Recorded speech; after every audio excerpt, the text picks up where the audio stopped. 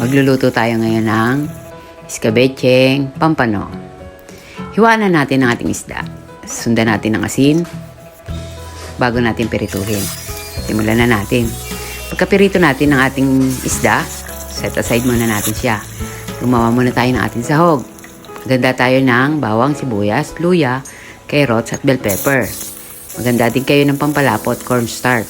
Simulan na natin ang gisa ng ating mga sahog. Pagkatapos natin gisahin, lagyan natin ng asukal, i-caramelize, sundan natin ng toyo, tsaka sundan natin ng tubig. Lagyan ng konting oyster sauce, tsaka suka. Timplahin nyo na po yan. Pag kulang po ng tamis, bahala kayo. Palaputin natin.